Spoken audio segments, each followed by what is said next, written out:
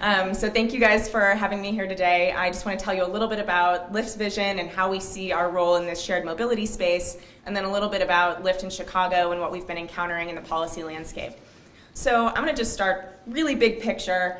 The reason that we're here is that we notice that private vehicles are experiencing low occupancy. And this will be no surprise to transportation planners who've been working for a long time to try to figure out how to get people to carpool. We know that 20% of the seats in the cars are being used, so that's one person in a 5-passenger vehicle, and the rest of those seats are going empty, which is really inefficient use of the cars on the road. And at the same time, we know that we're experiencing congestion in our cities. So there's parking congestion, there's traffic congestion. It's where people are circling the blocks trying to find a place to park, and that is a huge waste.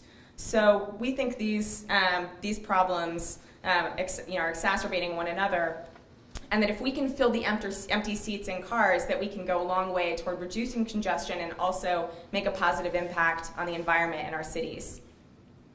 And this is something that has been tackled in the past by the public sector and even by people just in informal ways in cities like San Francisco or DC, where there are traditions of casual carpools trying to come together and self-organize to make this happen.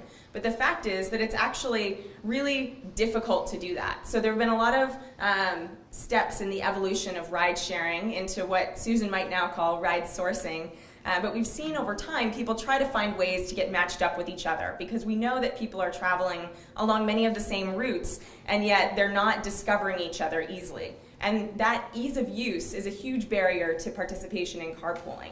And probably one of the deciding factors when someone leaves the house and decides how are they going to get to where they need to go is, can I get someone here within 5 to 10 minutes?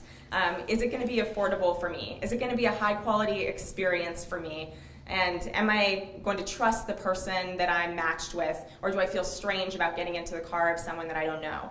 And so, as we've seen in evolution, up through very informal ways of meeting other ride matches, up to a mobile product like Lyft, we've had increasing levels of trust and safety infrastructure, user experience improvement, and it's really funny actually how my slides are coming through. I think there's like a different version of PowerPoint because they're crazy colors. So I'm enjoying the purple. It used to be pink. We do love our pink at Lyft. But Lyft's goal is really, as I said, to try to use that additional transportation capacity and take a technology overlay on top of that allows people to be matched in a way they couldn't be before. So a little bit about how Lyft works for a passenger. It's super easy. You basically just download the app on your iPhone or on Android. It's a free app. You download and add your credit card the first time that you log in, and once you've done that, it's a single one-button tap to say, hey, I'm here, come pick me up. And a driver you'll be able to see on the map will come get you within a matter of minutes. So we achieve really quick pickup times. Typically in our mature markets, it's less than 5 minutes. And you'll be able to see the face and the car of your driver as they're approaching you. You'll be able to contact them through the app using an anonymized telephone communication system. There's a rating system that provides accountability on both sides of the transaction. And there's a seamless payment system so that people can just pay by credit card once they've loaded their card the first time they log in and never have to really think about it again, other than just choosing whether they want to provide a tip for their driver, which is not required.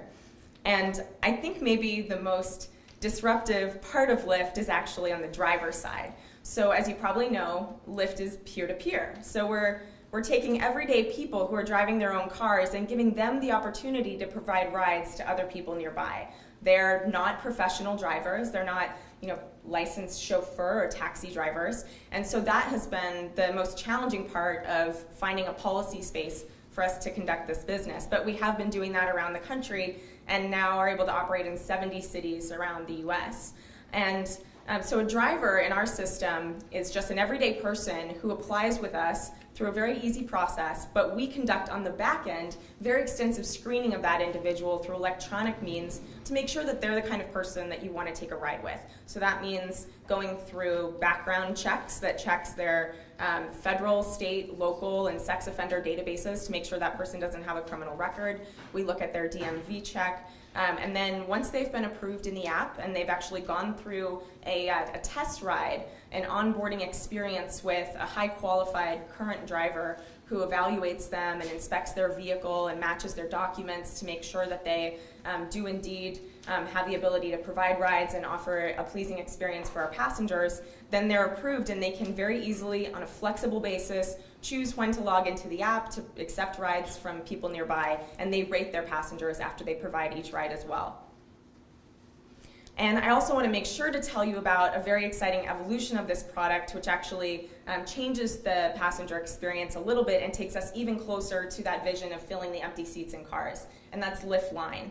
So this is a product that we've been able to release now in San Francisco and Los Angeles, and hopefully very soon in other very large markets for us like Chicago. So I'm pulling for you, Sharon, and making that a reality. I think it won't be long. Lyft Line takes multiple passenger groups and puts them into one vehicle. So we observed that in San Francisco, for example, that over 90% of our passengers, within 5 minutes, there was another person who was requesting a ride through our app going along a very similar route.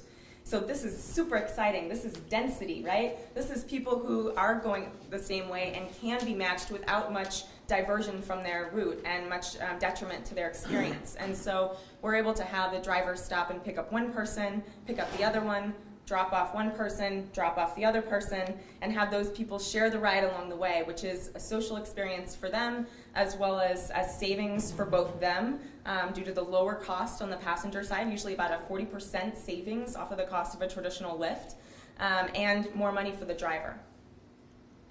And Chicago, we've been operating since May of 2013, last year. So I think it was our 5th market that we launched in the Lyft system.